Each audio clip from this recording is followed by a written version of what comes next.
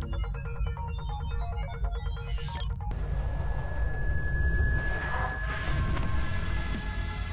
guys, welcome to Gear Time. We are back from vacation, back from being sick. Oh my gosh, yeah, it's been nuts. Drew's been a bunch of awesome photography while we've been like taking it easy on tiny bits of stuff on the side. But yeah, tell us about what you've been doing.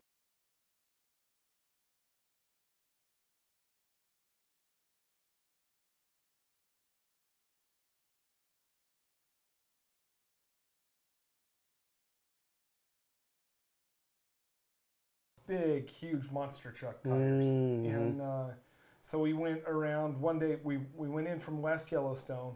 I'm going to go up there again in a couple of weeks, and we're going to go do the Lamar Valley, where it's more specifically like the wildlife. And but it's an 8-hour drive from here. Oh wow! But we'll do that.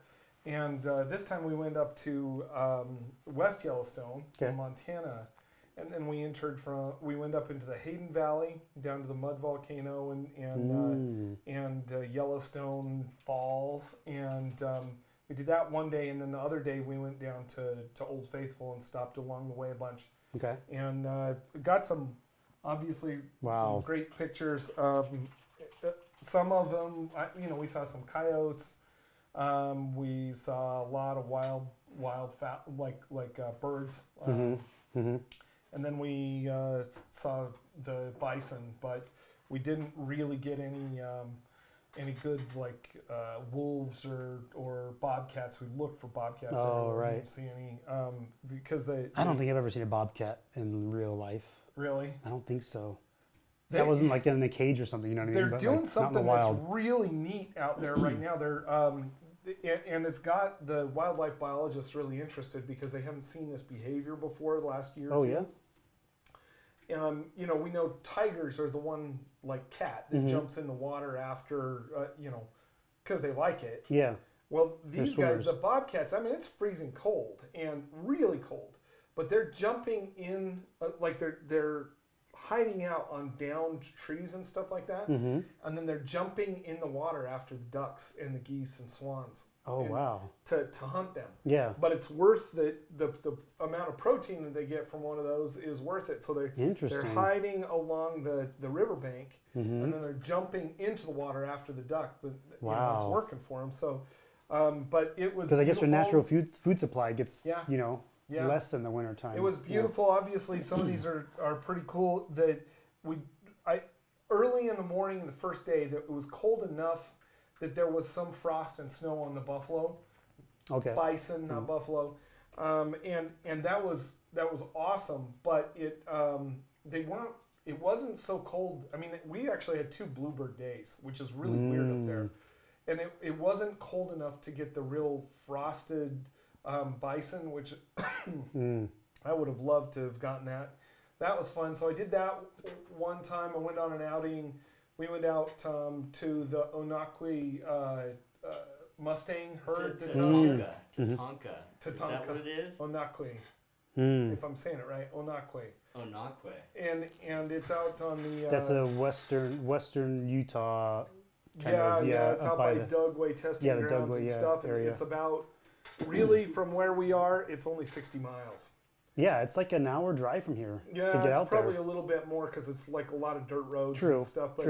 But went out there, could not find the main herd, but it got a lot of really good. I wanted some stragglers. Yeah, I went out there on New Year's Day, and I wanted a little bit of snow on the ground, so that the brown horses would have some contrast. Oh yeah, because they really do hide in the summertime. It's hard to see them. They blend in. It just looks different to have that contrast. And we found some.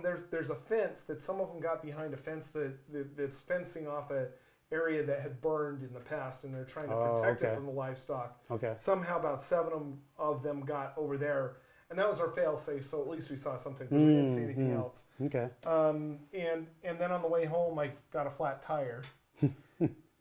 A typical photog adventure.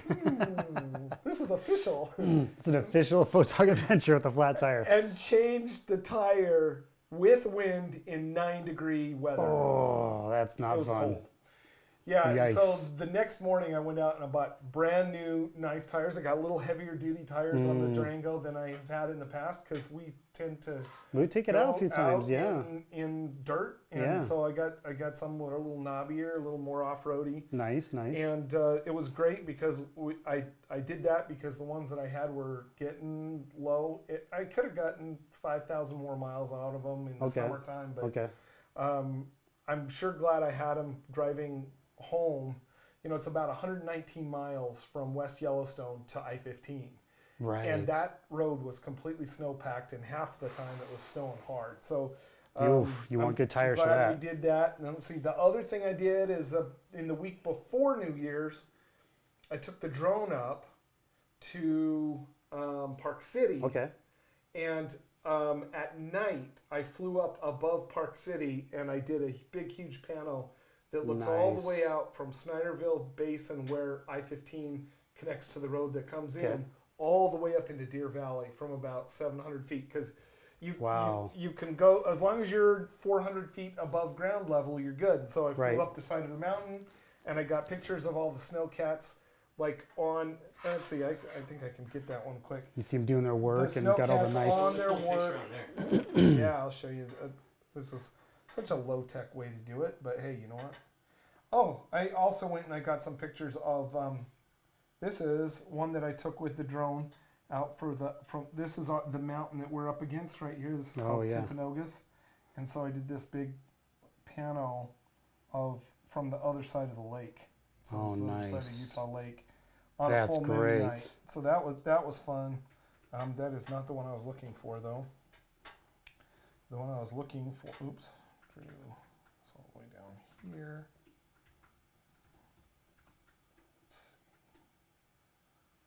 You say awesome photo, even though it's not the one you're looking for. Yep, that one was fun. You know what's after this? Sorry, I went a bit too far back. I really should have these but this is Park City right here. So up here you got Deer Valley. Out here you've got the hook up to I-15. I love that shot. It is awesome. And so that's the resort. These are the snowcats up there. And the thing that's cool about it is that the camera is 24 megapixels, and this is probably 10 shots. And so this is like a gigapixel panel when you really, I mean, obviously I'm pulling it right off Facebook because I haven't put it on anything full res, but when I really zoom in, I can see people walking around down there. Oh, that's awesome. So what I did is I flew from the library over here up over the mountain that is up over the side, so that I'm legal.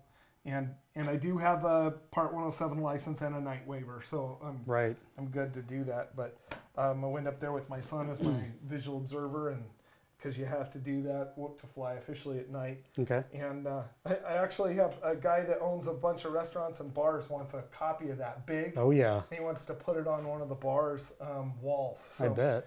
So we're going to see what we can do with that. But nice. What we came up with today to talk to you about, and we are not talking about any of the latest and greatest just came out kind of stuff today. Not really. We're going to share with you what we use as far as lighting modifiers go. Yeah. So we got flashes, LED panels, some LED lights, macro flashes, some macro lighting. And even like things like this, soft boxes to go on your flashes. Studio lighting. This is the stuff that we actually use. The only thing that's missing here is the lighting that I use on the drones, and we already covered that when we've talked about drones a little bit. And I want to do more of that with you guys, where we actually are not, where we're providing the landscape lighting from via the sky. Drone. You've seen some of that. If you've got macOS Mojave now, in the screensaver of the Mojave Desert, you've seen a couple of shots. There's at least 2 in there where the lighting is from a drone from above. Right. It's a landscape night shot. You've seen those. They're cool. Yeah. Really cool. So we're going to work on those this summer, where we're actually doing that. Obviously, one of the issues with that is that we can't get one of those in a national park. But outside we can. But outside we can. Yeah. There's lots of awesome public lands around here that we can play in with. So I'm not too concerned about that. So that'll be fun. Right. So we'll have to do that. Okay. Wow. So first, what should we start with first? We've got a lot of stuff to cover here. Why don't we talk about your antiques first? So I picked this up because So I picked this up at a local auction a couple years ago, maybe 3 years ago. And I thought that they were par lights when I was bidding on them. Well, they've got a Fresnel lens on the front. And so I thought, okay, cool, $10 for some par, a couple par lights. And I bring them back after the auction. I bring them home, and I'm just like, oh, these aren't just par lights. These are actually strobe flashes, and they're like really heavy duty. Like you look inside the circuitry, it looks like it's from the 80s. But this bulb, I've taken this and I've actually shot with this on a few occasions of corporate headshots. For pictures of people that need business photos. And so I set this thing up, I put it on my stand, tighten it up, and it's got a hole here for an umbrella to slide into. So that so once I set up a nice big white umbrella, and I just put it right up against there, and then it just has a nice soft flash. I've got two of these. So when I put these, it's got a little adapter back here that I had to do some research when I first bought these because I didn't know what any of these controls did. Pretty analog. Yeah, it's really analog. And so here, real quick, guys. Let's get a mic check on Drew. Okay. Can you talk louder, he's Drew? number 2. I can talk louder. Number 2. You gotta turn me up. Should be the top one. It's the bottom. Oh, it is the bottom one. Okay. Yeah. Going, Drew. No wonder they had me on the bottom one. I mean, on the top one instead of the bottom. You got it? I think so. Okay. Your mic always needs to be boosted some reason. I'm just, I'm not as professional and used to mics as these guys, and I don't talk into it as well. Well, so I got an adapter for this. It has a little like 3/4 inch millimeter, whatever, 3.5 millimeter plug. And so I found a little adapter you plug in there, and I put the top adapter on my camera, and I got 2 of those, and I can sync them, and it works. And I've had really good success with these, and these are dirt cheap. I mean, that's $10 awesome. for 2 of them. It's like That's $5 amazing. each. It's like, and I've never had to replace the bulbs, but I think you can get these pretty cheap. They're like $5 to $10 each. Interesting. And There you go. I don't necessarily need the Fresnel part, but cheap studio lighting solution. Okay, well, this is the super basic. And one of the things that is the difference between that and the high speed high speed sync ones that I've got is that if you've heard of like overpowering the sun, high speed sync and enough power allows you to do that. And what it allows us to do, right. So if you're out in daylight, you can actually have a flash that's going to be brighter than the sun. So the sun becomes a secondary light. And so a year ago, I bought these, and I bought 3 of them. And I actually don't use them for portraiture because I don't do a lot of portraiture that much. I've done it 2 or 3 times, and that's it. What I use these for more for me is big properties, evening stuff, when I'm doing real estate stuff. But these are about now without a sale or anything. This is a flashpoint light, and Godox, whatever you call it. And there's a couple of other brands that are basically it's the same thing. But what these are is this is the high speed sync TTL version. It's the Flashpoint Explorer 600. So you've got a flash bulb and an LED in there. Yes, it has a modeling light in there that works great. And the 600 is powerful enough, and with high-speed sync, instead of, like with that one, you can basically go up to about a 1/250th, right? Yeah, because there's a point to where this isn't fast enough. Where I've shot a picture, and it's like, and you can only see like half of their face, because like the flash isn't fast enough. Right, you're catching the shutter. The shutter is getting in the picture. The difference is that this one will actually time it with your camera to where it provides a lot of power really fast, and so you can use you can use an f2.8 lens out in shooting portraiture or wedding stuff or whatever when you're out there, and you can get that separation from the background that the f2.8 allows. And still freeze everything in bright sunlight. And that's what high-speed sync allows you to do. So if the face is in a shadow, this can overpower that and give you the look that you want. Right, but it's great. It has an LED modeling light, so it doesn't use much of the power. So when I'm shooting, literally I leave the LED modeling light on the whole time. And so these come down like this. It has a window here where you can do all the controls. And because I've got 3 of them, I can actually put them on 3 different channels. So I can the controls to it, and this is one of the controls. I have I have a control. This is the R2 control from Flashpoint. Okay. And I can control this one is for Canon, and then I've got one that's for Sony and Nikon that's right here. Okay. Oh, it even has a little plastic sleeve to keep actually, that's the Sony one. You can see the difference in. Yeah. See, this has these little pins like that the Sony has. Yeah, yeah. And then this is the Canon one. Okay. And so that's the way. Which is why it has a sleeve on there. Because those pins are probably pretty delicate. Right, but then I also got this one. This is the new one. And the reason I got this one, this is the R2 Pro instead of the R2. Okay. And it's the S for Sony. By chance? What's that? There's no D2, R2, D2. R2, D2. The reason that this one is cool more than anything, although some of the things are a little easier to control up here, and actually I could turn. Let's get a nice bigger screen turn too. This on.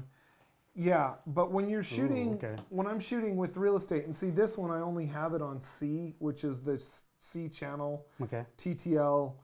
So I can change everything from this. You can change the amount of light, you can change the power, you can change everything that you need right from here. So if you're in TTL mode, you do it from the camera basically controls all that, right? It does.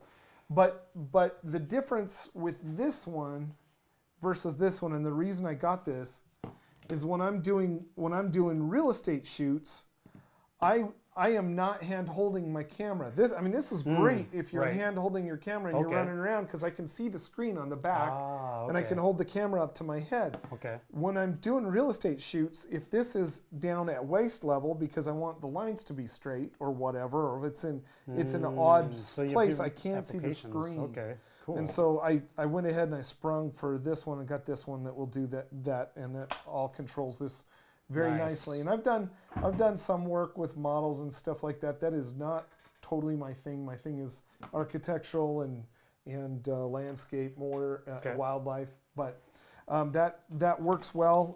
These come with their own case. They have a 400 watt version now. They've got a 200 watt version that is pretty incredible, that actually will even mount on the camera like a normal flash will, except it's quite high powered, relatively speaking. Has a real xenon strobe tube in it and stuff. Wow! And then they have the new version, which is a little bit rounder. That is the Flashpoint 600 XP Pro, and that one came out this year. It's a little smaller, and that's one of the things that's nice, but it comes with this nice case and everything. I bought these. Super bright, too. Yeah, it's about $200 more than this one for that. And this one's about $699. The other one's like $799, $899. Okay. But the progress marches forward. I've got 3 of these. I'm just going to use these. Now, the other stuff that I've got for these is I actually have a beauty dish. I've got several different soft boxes, strip boxes, stuff like that. I got these. These are the Manfrotto stands, and these are relatively lightweight. But the thing that I like the most about them is, and they have several different companies that make these click stands like this that all clip together. That's really cool. And so that goes up there, and so this just clips down in there, and then you just can snap them all together. That is crazy handy. And so you're not trying to juggle them so much. Yeah. These are a Manfrotto version. I mean, if I've got three light stands like this, I've usually got them in a bag that I have to stuff them in, 3 different compartments, zip it up, and then. And I have a big long bag, but that I carry the lighting modifiers in. But if you're carrying these out to like a park or wherever you're going to be shooting, it's a heck of a lot easier just to grab those all together. And so I really like those. I've got some sandbags for them and stuff. I've got a couple of different lighting modifiers. I've got this one, and what you do with this one is you stick those in. Now, where is it? But see, this one is a big, huge soft box with a diffusion panel in there. Okay. And stuff. So this panel goes inside, and you got another one that goes on the outside, right? Yeah. Yep, I've got a beauty dish. I did not bring that today. Yeah, I've got one too, and I also couldn't find it, so I was You know, it's a different thing. That's basically for portrait. I mean, right. You can use a beauty dish for doing products, and you can get some cool results. But Drew, yeah, that light you had a bit ago. What was the CRI for that? For the LED one on the CRI, I have no idea. Well, because it has an LED that can stay on, and then it has a strobe flash, which is going to be, you know, a typical xenon. You know, xenon white, really white, very color, white. So. But I don't know what the CRI is on the modeling lamp, but it works well. I've got. I'm guessing it's probably pretty good. Yeah, I've got this one. So this is another one. So this one is one that I use, and this is a strip box. Oh, nice. Right? Yeah. And I've actually, I didn't bring it, but I've got a grid for this, a grid panel that goes inside here as well. Okay. That can make it so it's very directional from the side. So you cool. use this as a side light. This is great this is what they use for like a lot of the iPhone videos, stuff like this. They use strip lights like this to get that nice sliver of light going across, so when they rotate. I mean, there's all kinds of cool stuff you can do. And I want to start doing some more product photography, and I think this is the kind of fun stuff I'll be playing with. Yep, and then I've got this is another one of these. So this is, okay.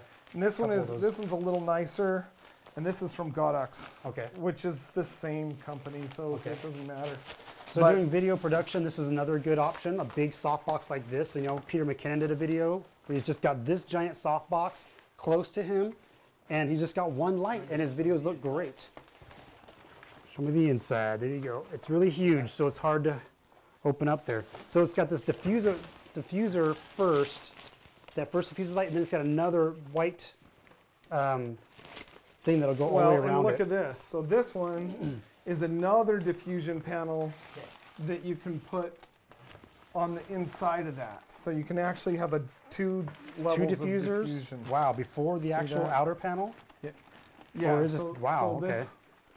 That goes like that, and then these little guys, these little metal things go into a ring that mounts onto the strobe. Right, and that pushes everything out. Yep. Yeah. We don't have enough room to really set all this stuff up really well in here to show you guys. But this is what I use if they're studio lights. The thing that's so nice about them though is that they're 600 watts, and you can get 1200 watt version. I mean lights for studio. Right. But these. I mean, if you watch for them on sale, you're looking at like $600 or $700 for these. Right. I could almost get 3 of them for what a Profoto costs. Right. Profoto will recycle a little faster than these, but these at full power will recycle in 2 seconds. Oh, that's not bad. So it's not bad. It works great. They'll do 400 or 500 shots between 400 and 500 shots at full power, which I don't usually use full power. You know, if you're outside direct sunlight, packs? Yeah, and they have battery packs on the back, and the battery pack takes about 3 hours to charge up. But they have big lithium-ion battery packs in the back, and you can buy second ones, and you can put another one on. I have never. And I'm sure they have adapters to plug in if you need it plugged in like an indoor studio setting. You know, you can get those. They're pretty expensive. I mean, just the power adapter alone is like $150 for that. Oh, wow. Okay. The other thing that they've got... The guy's made an awesome joke. I got to jump in and say. Okay. This, what does this guy not have? Talking about you. And saying... Trust me, we know. We've had the same discussion. This shouldn't be called Gear Time. It should be called Gear Envy. That's silly. Is there a clear moment where I could throw in the Milky Way ad while you guys set some stuff up? Yeah, we're almost done with these. We'll put the studio strobes away, and then let's move on to other stuff. You give the transition, Brendan, into it, and I'll throw it right up. Okay. This is the other thing. What this is a remote flash head. And so what you do is you've got a long, here's a picture of it. It has a long cable. Do you want to go to the phone? So what you do is you plug this into the strobe itself, and then you have a long cord, and then you have this. Now the thing that's nice about one of these is this makes it so that you can have, instead of having a heavy flash head up on top of a stand, here you go. Instead of having a heavy flash head up on top of the stand, this cuts about probably 70% of the weight. And so then you can put that flash head down on the bottom, or you can carry it around, and somebody can be carrying a soft box, has a handle on it, and somebody can be carrying the soft box around the park with you or whatever. Right. And that works. So that's handy to have as well. But Now there is a you know, something going on with the Milky Way something. Something going on with the Milky Way something? Yeah, so let's transition to show you guys. We're going to set up and... Tell Brendan about our 2019 workshops. We're selling out. We have one more spot. We have 3 more spots available on the 3rd night of the Nightscaper Conference. Okay. As well as other workshops too. If you guys are coming to Moab for the Nightscaper Conference, we've got 3 spots left. So how do they find the information? Is it on the Nightscaper? Yep. Nightscaper website, you'll find it, as well as workshop.photogadventures.com/1-night-workshop. So we'll put a link.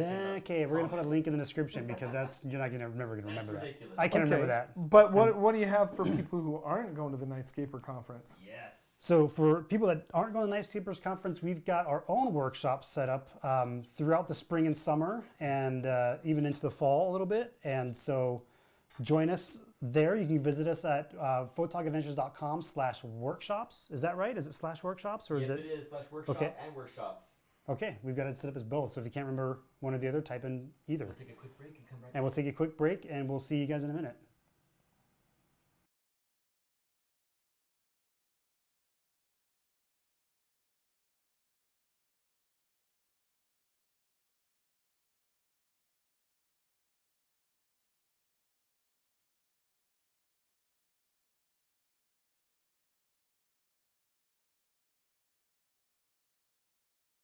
And we're getting there. Start over again because it was off mic still.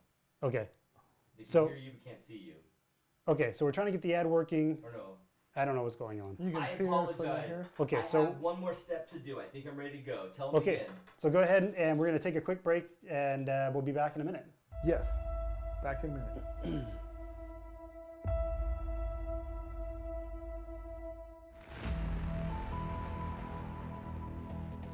This has been an awesome trip. Wonderful bunch of guys. Very positive. I thought everything was, pretty close to perfect. Aaron and Brendan are really approachable. You ask any question any number of times, they're really helpful to you. It was really great having you guys with your knowledge of the location beforehand. Oh, I would definitely say come. They're so down to earth. These are a great group of guys to go out with.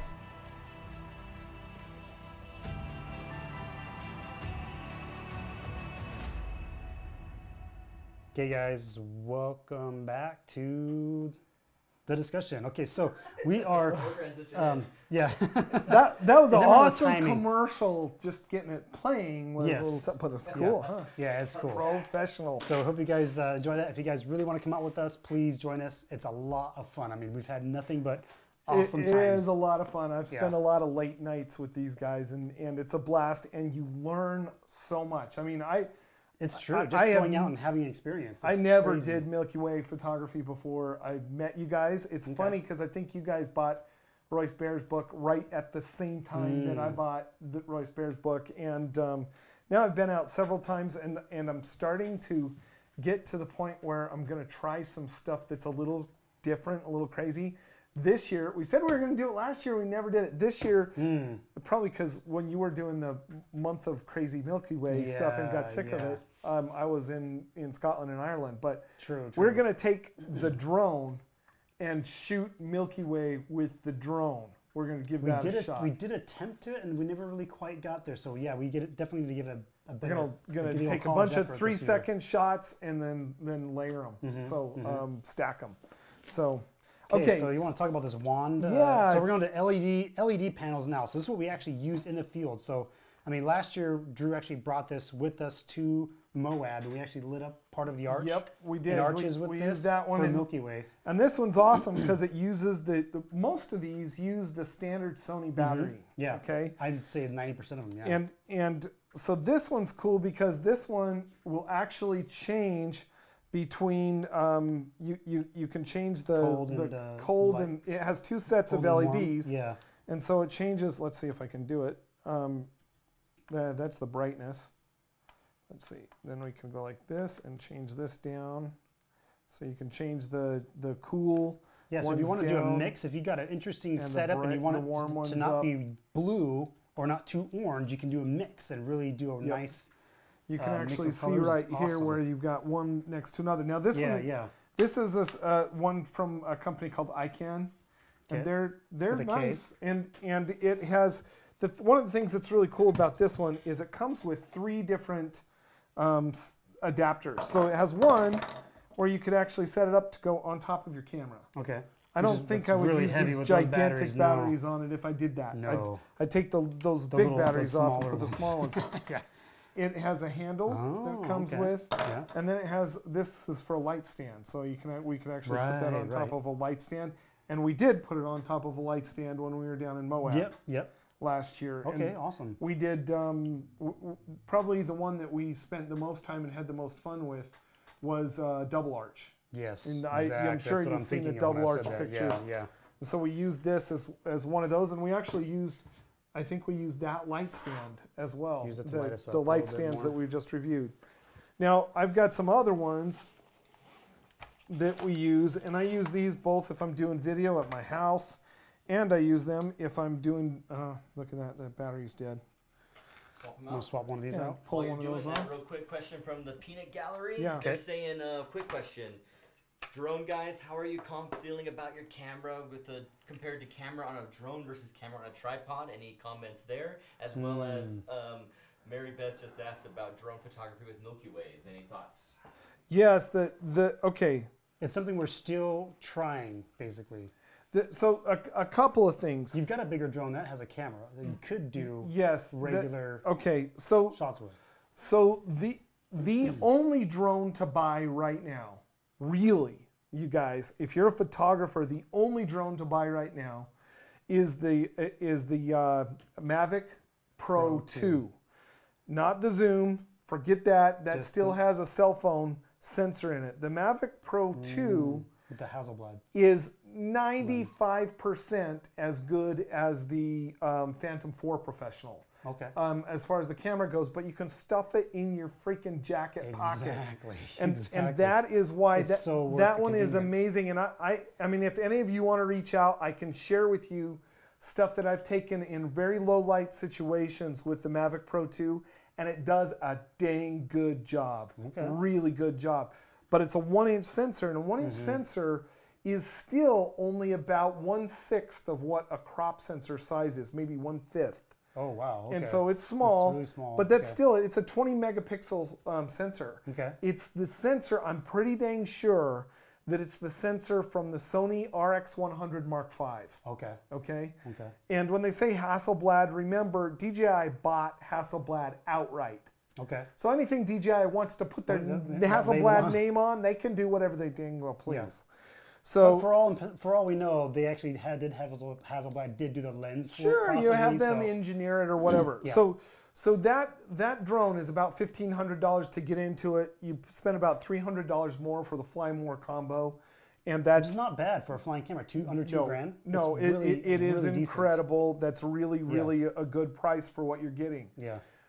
They just came out literally yesterday. They came out with a new controller, and it's like the Ascendance remote for the Hasselblad. I mean, for the little drone. Okay. So now you've got this 1000-nit screen. Oh. And so you can see it in the daylight. You can see it in direct sunlight. It has a really nice DVI or HDMI out on it. So you can play it on, go back to your hotel, you can play the stuff on the TV there. You can see, you can do presentations from it. It's really, really nice. It's really about cool. $650 released, 2 days ago. Okay. If I was going to get one of those, if money is not super, super tight, I would buy that too, honestly. Okay. I mean, I've spent more than $2,000 on my flipping remote for mine. Right. But I can write it off because it's a business expense for me, and it makes a huge difference. I used iPads forever, and iPads just don't have the oomph to power past the daylight. Yeah, true. So so there's that. Now I don't know if it will work to try to do Milky Way with the small one. Right. With my I think the one in sensor Phantom is probably 4 just not Professional. big enough. I don't know that it's going to work. Right.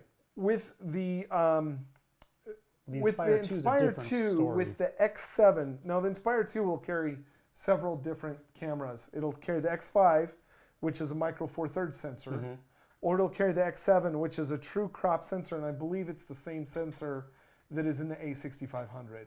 Okay. And so what we're going to do is we're going to fly it, and then we're going to stack a whole bunch of 3-second shots that are Milky Way shots, and see if we can get enough of those done where it's holding still enough. I always say, what's the longest you can expose for on that? Well, it depends. It depends. Can you do like a 10-second, 15-second exposure? Sure, but it just depends on how vibration. It depends on, and usually the vibration is compensated for pretty well by the gimbal. Yeah. But the problem is that if you've got a little breeze or a big breeze, then it will. I mean, it stays pretty still, but it moves enough that we're going to have a problem there. Well, you know, most of the time when we go out for Milky Way, we look for clear skies, and usually when there's a clear sky, it's pretty still as well. If it's still, we're probably going to be money. When you go 400 feet high, though, it could be a different story. So that's why you don't, you know. So that's why we got to experiment. We're going to play with that and see. You guys will see. Follow us this summer as we do some videos and show you pictures on that. Coming later in the summer, it'll be fun to show those with you guys. Okay, so here's another nice panel. This one you can see. This one we also used at Arches. I remember you brought that up as well. Yeah, you can see that this one's easier to switch the colors. And we took this one, we used this one. We used this at Double Arch as well. We used both of those. We used this at Double Arch, and then we took this one out down to False Kiva. Yeah. And I actually, in a way, I like this better because you just switch this on the back, and you can change the color temperature. Really quick. That quick, nice. And then it has a real dimmer that you just change it like that. So there's something about having an analog dial. It's really convenient. I mean, there's a reason that one is a pain in the butt. Yeah. That's the truth. Yeah. So it's brighter, maybe. I mean, maybe a little bit brighter, but it has 2 batteries, which is great. This is gonna last forever. That one works. Full brightness. Both of them. I mean, these are great. Show this one the back of this one again. And this one. Yeah.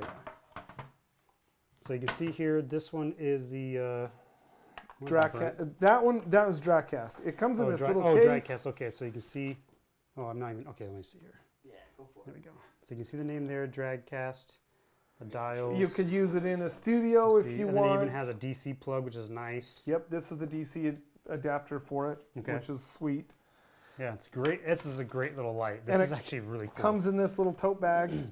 Okay. And you know, I don't know. I'm tempted when these things come up on B&H's like deal of the day deal, right? Yeah. So, and then this one is this cheap one. This is what? This is your standard. Yeah, this is like I don't know, like $30 or something. This is a newer one, or? Yeah, it's newer or somebody. I think it is newer.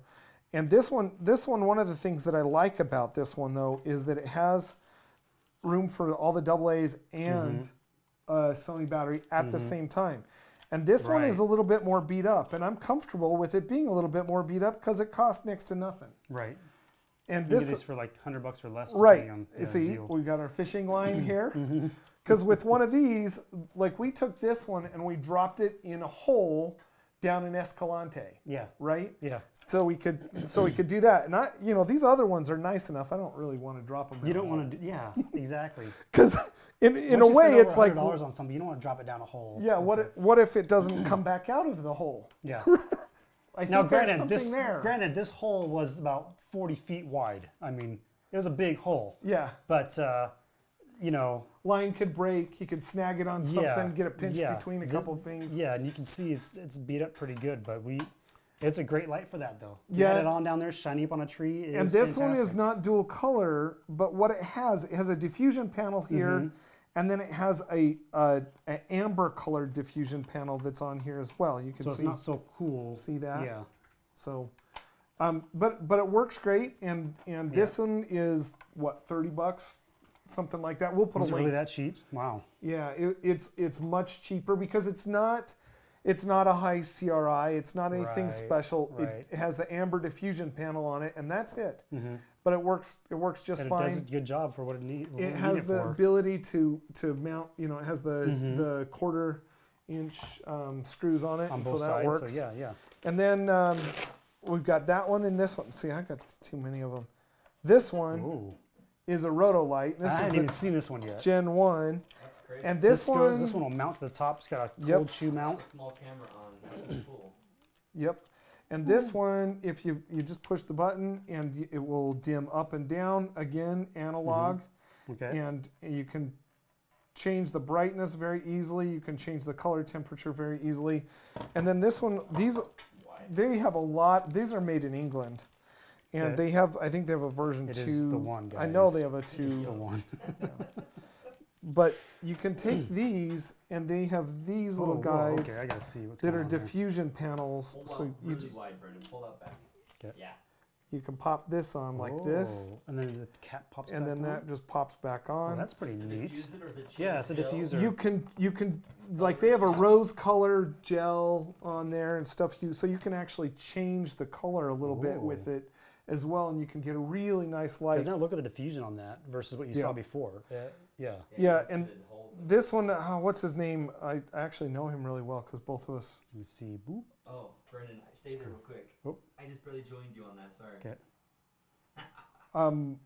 What's his name? And then when you pull back, when you're doing the video, then you can see it's nice and diffused. Sorry, man. When you started moving the camera, I moved it. But it's nice, and this is relatively lightweight too. This also has the ability to be powered by a DC adapter. But you can swap out. Ooh, okay. Just has regular six batteries, double A's, and look at that version. Temperature, voltage. It tells it dim, fade, all kinds of stuff. So it's kind of very cool. It's cool. I really actually enjoy this, and you know what I do, and we're going to share with you a little bit about just regular flashes. I've just got a regular Sony flash like you normally put on top of stuff. It has your diffusion panel. It'll bounce. It'll turn. You can use these. I've gotten to the point where I like shooting like weddings or a dance or that kind of stuff with one of these a lot more than I like this. Right. And honestly, they're about the same. Well, this might be a titch heavier. A little bit heavier. But there's something about the constant light that gives you more confidence sometimes, and it's easier to use in general. It's easier, and if I'm doing indoor stuff in the evening, I prefer the Rotolight. Right. There's some advantages to having a real flash and a xenon flash thing. Right. In a way, you don't attract so much attention. Everybody knows exactly where you are. True. When you're walking around with a big light on. Right. So there's that to consider for sure. Yeah, you're not going to get any super crazy candid shots with this one, right? Because you show up with the camera, everybody's like, there's the guy with the camera, right? So with this one, with a flash, you can stop the motion and you can get that quick. So it depends on what you're going for, right? So So there's some advantages to one versus the other. Right. But I sure have fun with both of them. Okay. And then I think. What about this guy? This light stick? Oh yeah, this one is fun, and I bought this one. I have a daughter who's 19. And she wanted me to go out with she and some of her girlfriends. Just hold it for a second. Oh, there we go. Ooh, now you can see the force. And this one is pretty old. Oh, it's bright and too. they have Ice Light, which is one of the versions, like the real official version of this. It's like $300. Okay. This one was like $100, and it's nice. It actually will charge up here. Okay. It uses the Sony battery inside here. Really? It has the 1/4-inch screw on the bottom, so you can actually mount it, and you can warm it up or cool it down. But this is a little older, and so it doesn't work the same way that the new ones do, where they actually have the ability to switch between the colors, like the Rotolight does. And so this is a little older, but it's neat. Still cool. It works pretty well, and you can get some real directionality out of it. We've taken the orange thing off and done like running slow stuff where this is the kind of thing that you've seen that guy on Instagram that has all those cool shots with that model out in the desert, and they're doing these cool waves behind her, and she's doing poses. This is the kind of thing that you'd use for that. Eric Pear, yeah. So you turn it down all the way down low, and then you do your 10-second exposure, and just like. And this is the kind of thing you can have a lot of fun with. It's really cool. Yeah. Yep. And the other thing stick that Scott gave us. Or we can start using our pixel stick that we have that we or you take this and you wrap it up with some different color gels too. Right, you know, and right. That would be fun. Yeah, because you can do all kinds of cool stuff with this. Yep. So that's fun. So those are the LED lights that I've got and I use. This one, I mean, heck, you know, You've used it a couple times I've kind of protected it a little bit, but it's like it's old tech now. So maybe we should just go use it for some regular stuff. I don't know. And it's nice and small. It comes with a cool bag, and it's cool. Yep. 3 minutes. Oh well, then 3 minutes. Well, heck, we've got other flashes and we've got extra macro stuff. But you know what? Let's save this for the actual macro because we're going to do macro lenses next week. Next week we're going to do macro. We're going to save this awesome, cool contraption that looks like the tick. We're going to save this for next week and go ahead and flash yourself. Well, if I can. Let's see, how do I do it? There we go. Go flash yourself, man. Okay. Whoa. Wow, that's really bright. Yeah. I feel like so we'll talk about that. We'll talk about some different macro flashes next time. Yeah, we'll cover that more in the macro section next week. I've got these. These are standard young Nuo. Okay. I'm sure you. I mean, I've got one of these. Aaron had one of these, and he traded it for a guy at the conference for something. And they're great. They're like $60. They're $60, but you know. But this is the one thing that I wanted to show people that was a little different about these, is that you can buy. I mean, we all know about these. These are great because they are a literal duplicate of the Canon version. But you can. This makes it so that you can put this on your belt. Okay. And you've got recycle time because what you did is you just added a whole slug of extra batteries. Right. Okay. And so a lot of times these guys won't recycle quick enough. Yeah, because it just has the 4 AA's in there. And then you put another 8 in there. Oh, nice. And then you stick that on your belt, and now you can recycle very quickly. You actually need to probably pay a little bit of attention that you don't burn the flash up, because you probably could, because you can recycle it so quickly. Very cool. So those are. I actually saw this, and I didn't know. I wasn't sure what this plug was for, and so it's good to know it's for. That you just get that adapter and plug it in, and extra batteries. Yep. And you can get one of these little battery packs. I think they cost about $20. Oh, maybe cool. 30. Yeah, because there's not much to it. Yep, there isn't, and it works. It works great. So those are something that's handy. And then I'm gonna just show you guys off real fast the pocket box that I've got, which is great for these kind of flashes. If you want to diffuse this and you're not happy with this guy that's built in. Show it on the smaller camera. Okay, so this is the diffuser that normally comes. Oh, there we go. Yeah. That normally comes built into the top of the flash.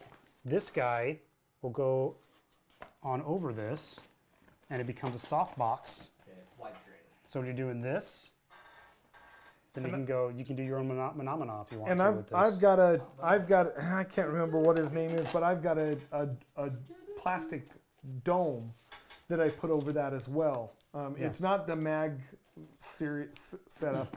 It's a different one. It's a Gary Fong dome that I use with it. Oh yeah, that's right. Yeah, the Gary Fong dome. Yeah, that's what I use with mine. Dome. Works great. The other thing that's nice about these ones is if you've got a Canon, some Canon cameras, and it works with this just fine. Some Canon cameras have the built-in transmitter now that's in the camera, so that they will talk to these flashes. So you don't have to have them plugged in. You can actually set them out remotely, which is awesome. Yeah, and it'll work this way. Gary Fong, yes. That it'll work that way, but these are radio controlled, not infrared light controlled. Right. And so when I was using Canon specifically, I keep one of these. I used to have 3 of these. I keep one because my kids still have Canons. But I would hide these behind furniture and different places in a house because they're radio triggers. That it'll go off no matter what, even if it can't see the infrared, which is how the other ones usually slave to the camera. But I've got a trigger, a controller that goes on top of a camera as well. This works with that. This one is a Speedlight transmitter, the YN-E3RT. Okay. And so we'll have links in the description, guys, for all this stuff. This is actually a really great budget thing if you want to get into the flash photography. It's like 30, 40 bucks. This was like 10 to 20 bucks, and it is ridiculous. Unfortunately, it's ridiculous to spend the real money on the real thing, because I've seen things where they've stacked these up next to the real Canon ones, and they can't there's not any difference. Yeah, and when your photography comes out, it looks exactly the same. Yeah, it does. So it has these little stands that you can put this on, so I can go set this back behind a couch in somebody's house, right, and shoot like that. I sell real estate. You can get rid of the shadows, fill the shadows and stuff. It's cool. Yep. So that's kind of all the different lighting, fun goodies that we actually use. Tell us, I mean, obviously, I probably would buy it if it's really cool and I need to own it and I don't have it. So tell us what you're using that we haven't talked about here. Yeah. In the comment section, just fill out stuff that you guys have liked and what you guys use. If you have something cool for a specific purpose that you guys use it, let us know. Put in the comments and we'll check it out and you can share with the other guys. And next week we're going to talk to you. We've got some interesting things coming up. We're going to talk about Really Right Stuff and other brands. What are they called? The heads. The ball heads? Well, we should talk about ball heads, but I'm not talking about ball heads. But one thing that we could talk about ball heads and compare Sunway Photo and some others to Really Right Stuff, and we'll do that. I'm talking about the L bracket? No, the parallax thing to make it so that the slide, the macro slider? No. No. But we can talk about that too. Oh, the gimbal head. Yeah, gimbal head. Okay. The nodal slider. Nodal slide. Okay. Yeah. So we're going to talk about those because I've got the small one. We'll either borrow or borrow from Really Right Stuff, a big one. Yeah. And then I've got one that I made up before I spent the cash on Really Right Stuff just by buying components. Which I should and show you how much that costs to go ahead and put together. Yeah. So we've got that one coming up. But I think the thing that we're going to try to do next week is we have 3 or 4 different macro lenses. Yeah. And so we're going to talk about macro, and we'll talk about we've got some crazy cool options and some fun stuff. We've got some retro macro lenses we can cover as well. Yeah, so, cool. How about remote shutter releases? Oh, we should do that too. I've got several of those. Awesome. Neil says we should do that one. Thanks, Neil. Okay. Yep. Cool. All right, guys. Thanks, guys. Thanks for joining us. Gear Envy with Armstrong. Yep. The Armstrong Gear Envy. All right. See you guys. All right. Take care, guys.